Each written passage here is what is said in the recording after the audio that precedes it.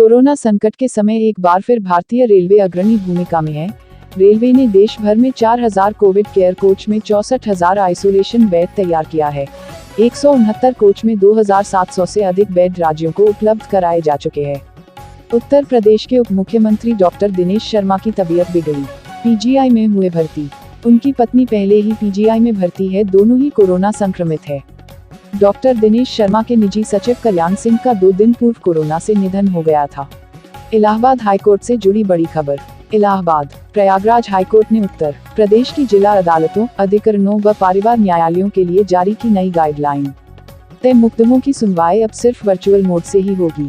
भौतिक रूप से उपस्थित होकर कोई मुकदमा नहीं सुना जाएगा। हाईकोर्ट ने वकीलों और वादकारियों के प्रवेश पर रोक, स्टाम्प वेंडर और एडवोकेट क्लर्क के अदालत परिसर में प्रवेश करने पर भी लगाई रोक। सिर्फ फ्रेश जमानत, अग्रिम जमानत, रिमांड व अति आवश्यक मुकदमे ही सुने जाएंगे। इसके लिए 1 या 2 से अधिक न्यायिक अधिकारियों की ड्यूटी नहीं लगाई जाएगी। ड्यूटी रोटेशन के आधार पर लगाई जाएगी। मुकदमे सिर्फ वीडियो कॉन्फ्रेंसिंग के जरिए जिला अदालत या न्यायिक अधिकारी के आवास से सुने जाएंगे। कर्मचारियों की ड्यूटी भी रोटेशन के आधार पर लगाई जाएगी। शेष मामलों के लिए पूर्व में जारी गाइडलाइन लागू रहेगी। पूर्व में हाईकोर्ट ने वर्चुअल और फिजिकल मोड से मुकदमों की सुनवाई की दी थी अनुमति। उत्तर प्रदेश अपर मुख्य सचिव सूचना नवनीत सहगल ने बताया कि मुख्यमंत्री योगी आदित्यनाथ ने हर जिला मजिस्ट्रेट को आदेश दिया है कि कोरोना मरीजों के लिए भी सेक्टर मजिस्ट्रेट की प्रणाली लागू की जाए। हर सेक्टर मजिस्ट्रेट अपने क्षेत्र में देखता रहे कि अगर किसी मरीज को अस्पताल की आवश्यकता है तो उसे तुरंत अस्पताल पहुंचाया जाए। उन्होंने कहा कि वैक्सीनेशन के अभियान के लिए 1 करोड़ से ज्यादा डोज का आदेश निर्गत किया गया है और प्रयास किया जा रहा है कि समय पर डोज उपलब्ध कराई जाएं। रूस में रहने वाली महिला मात्र 23 साल की उम्र में 11 बच्चों की मां बन चुकी हैं। उनको बच्चों से काफी लगाव है, इसलिए वो अभी 105 बच्चे और चाहती हैं। 23 साल की क्रिस्टीना ने एक करोड़पति बिजनेसमैन जिसका नाम गालिब है से शादी की है। वहीं गालिब की उम्र 56 साल है। गालिब का कहना है कि उनके पास पैसे की कमी नहीं है, इसलिए क्रिस्टीना जितने चाहे उतने बच्चे सरोगेसी के जरिए पा सकती हैं। इस कपल ने अपने सोशल मीडिया अकाउंट पर कहा कि उन्हें 105 बच्चों के माता पिता बनने की चाहत है। राजस्थान के बांसवाड़ा जिले के आनंदपुरी स्थित करदा गांव में 2 दिन पहले एक अनूठा विवाह हुआ। यहाँ एक दूल्हे ने एक ही मंडप में 2 दुल्हनों के साथ 7 फेरे लिए। इस शादी की खास बात यह थी कि इसमें तीनों के परिवार शामिल हुए। सामान्य शादी की तरह इस शादी के कार्ड भी छपवाए गए थे और इस पर बाकायदा दोनों ही दुल्हनों के नाम भी छपवाए गए थे। आनंदपुरी स्थित करदा गांव में एक दूल्हा दिनेश 2 दुल्हन सीता गीता के साथ परिणय बंधन में बंधा। हरिद्वार कुंभ मेले के अंतिम शाही स्नान में श्रद्धालुओं ने डुबकी लगाई। सभी 13 अखाड़ों ने भाग लिया है। अखाड़े खुद सामाजिक दूरी, मास्क और कोविड अनुरूप व्यवहार का प्रयास कर रहे हैं। 5 अखाड़ों ने स्नान किया, जिसमें 350-400 के लगभग भीड़ रही है। उत्तर प्रदेश में पंचायत चुनाव से संबंधित ड्यूटी करने वाले 135 शिक्षकों, शिक्षा मित्रों व अनुदेशकों की मृत्यु। राष्ट्रीय शैक्षिकी महासंघ ने मुख्यमंत्री से पंचायत चुनाव तत्काल स्थगित कर संक्रमितों का निःशुल्क इलाज व मृतकों के परिजनों को 50 लाख की सहायता व अनुकंपा नियुक्ति देने की मांग की है। महासभा के प्रवक्ता वीरेंद्र मिश्र ने मुख्यमंत्री योगी आदित्यनाथ को पत्र लिखकर कहा है कि कोविड-19 की भयंकर महामारी के बीच प्रदेश में पंचायत चुनाव कराए जा रहे हैं, जिसमें सोशल डिस्टेंसिंग की धज्जियां उड़ रही हैं। पंचायत चुनाव से जुड़े अधिकारी, कर्मचारी, शिक्षक व सुरक्षाकर्मी प्रतिदिन संक्रमित हो रहे हैं और अनगिनत मौतों के साथ जनमानस सहमा हुआ है। उन्होंने कहा है कि जिन शिक्षकों व कर्मचारियों की चुनाव में ड्यूटी लगी है उनके परिवारों में बेचैनी है। वर्तमान हालात को देखते हुए कोई भी चुनाव ड्यूटी नहीं करना चाहता है। चुनाव में प्रथम चरण के प्रशिक्षण से लेकर तीसरे चरण के मतदान तक हजारों शिक्षक, शिक्षा मित्र व अनुदेशक कोरोना से संक्रमित हो चुके हैं। जहां जहां चुनाव हो चुके हैं वहां कोविड संक्रमण कई गुना बढ़ गया। जबकि चुनाव ड्यूटी करने वालों का प्राथमिकता के आधार पर चुनाव प्रक्रिया शुरू होने से पहले ही टीकाकरण किया जाना चाहिए था, लेकिन मांग के बावजूद नहीं किया गया। उत्तर प्रदेश के बहराइच लखनऊ राजमार्ग पर जरवल रोड थाना क्षेत्र में 2 बसों की टक्कर में दोनों बस के चालक समेत 3 लोगों की मौत हो गई, जबकि 6 अन्य यात्री घायल हो गए, जिनमें 2 की हालत गंभीर बताई जा रही है। ऑस्ट्रेलिया प्रधानमंत्री स्कॉट मॉरिसन का एक और बड़ा बयान आया है। उन्होंने कहा है कि आईपीएल खेल रहे प्लेयर्स के लिए वतन वापसी को लेकर कोई खास सुविधा नहीं दी जाएगी।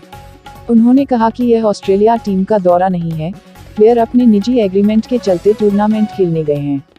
ऑस्ट्रेलिया के प्रधानमंत्री स्कॉट मॉरिसन का ये बयान ऑस्ट्रेलिया के प्लेयर क्रिस लिन के उस बयान के बाद आया है जिसमें उन्होंने ऑस्ट्रेलिया लौटने के लिए स्पेशल चार्टर्ड प्लेन की मांग की थी। पंजाब के कई सीनियर भाजपा और आरएसएस नेताओं की सुरक्षा को खतरा बताते हुए केंद्र की तरफ से राज्य को इन नेताओं की सुरक्षा संबंधित निर्देश जारी किए गए हैं। केंद्रीय गृह मंत्रालय ने मुख्य सचिव पंजाब को एक गुप्त पत्र भेजा है।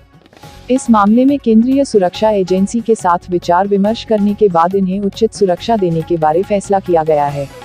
केंद्रीय गृह मंत्रालय की तरफ से मुख्य सचिव पंजाब को यह पत्र 22 अप्रैल को लिखा गया है, जिसमें आरएसएस पंजाब के प्रधान इकबाल सिंह आलूवालिया के बारे में कहा गया है कि आलूवालिया विदेशों में खालिस्तानियों की हिट लिस्ट पर हैं। इसी तरह भाजपा पंजाब के सीनियर वाइस प्रधान हरजीत सिंह ग्रेवाल भी इनके खिलाफ बोलते रहे हैं और सिख रेफरेंडम 2020 का विरोध करते रहे हैं। पत्र के मुताबिक भाजपा के राष्ट्रीय प्रवक्ता इकबाल सिंह लालपुरा को भी सुरक्षा देने के लिए कहा गया है।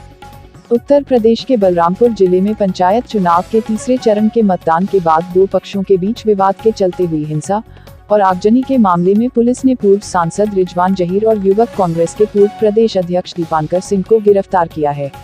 उत्तर प्रदेश के मैनपुरी जिले के दन्नाहार थाना क्षेत्र के ग्राम हरचंदपुर के निकट स्थित एक इंटर कॉलेज में पुलिस ने छापेमारी के दौरान पुलिस ने कॉलेज के कार्यालय से एक राइफल, पिस्टल तथा कारतूसों का जखीरा बरामद किया। मौके से 2,81,500 रुपये की नकदी भी बरामद की गई। मौके से 3 लोगों को गिरफ्तार किया गया है। रेलवे ने बड़ा फैसला लिया है। बिहार से चलने वाली 23 जोड़ी ट्रेनों को रेलवे ने रद्द करने का फैसला किया है। ट्रेनों की सूची रेलवे की तरफ से जारी कर दी गई है। पश्चिम बंगाल में 8वें और अंतिम चरण की वोटिंग होनी है।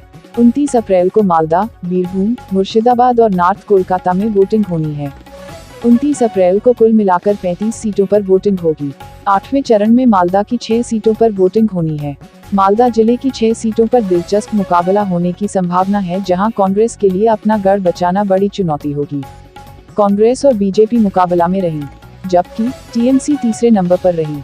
इस बार तो कांग्रेस और लेफ्ट ने गठबंधन किया है और संयुक्त मोर्चा बनकर चुनावी मैदान में उतरे हैं।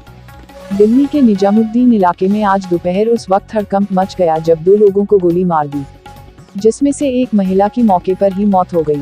वहीं एक अन्य गंभीर रूप से घायल है। शफात नाम के गैंगस्टर की पत्नी साइना और नौकर को गोली मारी दी गई। गोली लगने से शाइना की मौके पर ही मौत हो गई। वह 2 दिन पहले ही पैरोल पर जेल से बाहर आई थी। शाइना गर्भवती थी। पुलिस जांच में जुट गई है। आरोपी मौके से सीधा थाने चला गया। महाराष्ट्र के राजनीतिक गलियारे में हलचल तेज हुई। संजय राउत का बड़ा बयान और अचानक उपजा मोदी प्रेम। शिवसेना नेता संजय राउत ने कहा कि अंतर्राष्ट्रीय स्तर पर भारत का अपमान हो रहा होगा तो हम सब आपसी मतभेद भुलाकर देश के प्रधानमंत्री नरेंद्र मोदी के साथ खड़े रहेंगे।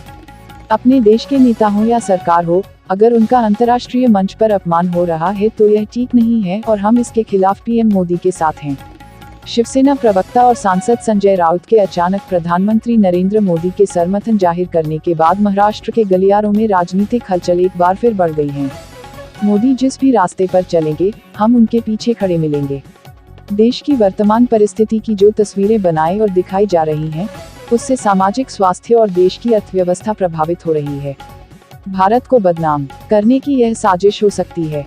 भारत की अर्थव्यवस्था को खत्म करने का यह षड्यंत्र हो सकता है। इसके खिलाफ हम सबको मिलकर लड़ना चाहिए और प्रधानमंत्री मोदी के साथ खड़े होना चाहिए। शिवसेना प्रवक्ता और सांसद संजय राउत के अचानक प्रधानमंत्री नरेंद्र मोदी के समर्थन जाहिर करने के बाद महाराष्ट्र के गलियारों में राजनीतिक हलचल एक बार फिर बढ़ गई है। संजय राउत के इन बदले हुए सुरों के पीछे अनिल देशमुख प्रकरण है या कुछ और, इस बारे में स्पष्ट नहीं है।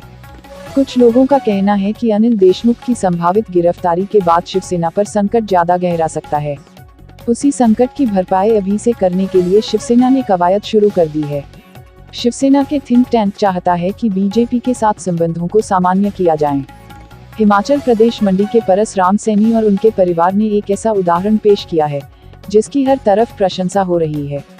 इकलौते बेटे की शादी के सारे अरमानों को छोड़ते हुए परिवार ने बगैर किसी तामझाम के शादी समारोह का आयोजन किया।